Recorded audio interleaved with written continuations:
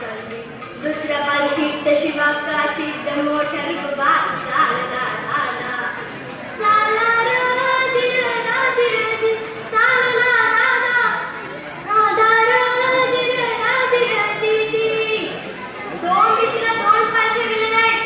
त्यापैकी एका पालखीला खानाच्या सैन्यानं गराणा घातला. पालखीत शिवाला बाहेर काढलं, सिद्धी समोर बसवलं.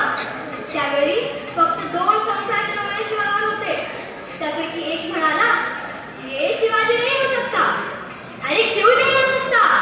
तोवर बातमी आली, हुजूर हुजूर शिवाजी भाग गया, शिवाजी भाग गया. आणि कडाडली सिद्धी. त्याने मनातून तलवार काढली, शिवावर धरली. सच बता तू कौन है? वरना मारा जाएगा.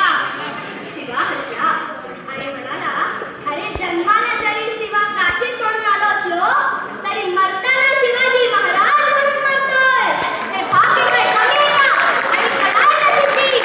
सिद्धीची तलवार काढली गेली आणि शिवा संपला गेला.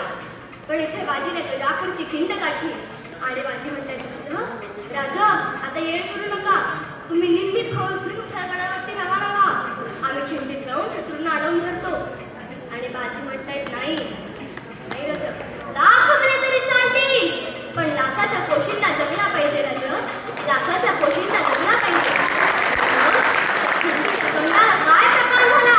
काय उभा राहून बाजी खिंडीला विनवणी करी शिवबाला. तुम्ही सुखरूप इथं न जाव तो पौड वाव त्या मैशराला. तुम्ही गेलं पाहिजे त्या तबास विशाल गडाला.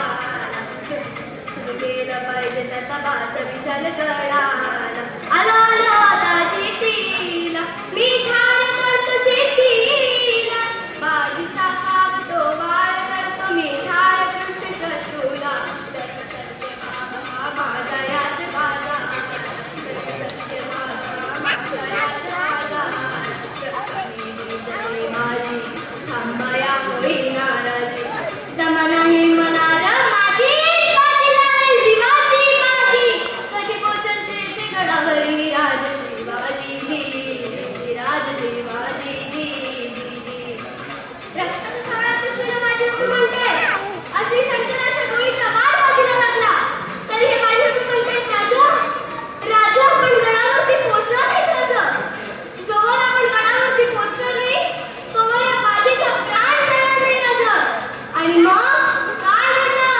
काय दरडणावत कडणाला हाय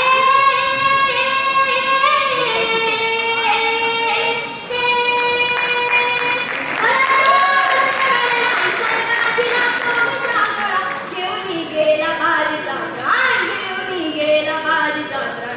तिला शब्दाचे ठेवले जाण, बाजीने केले जीवाचे राण.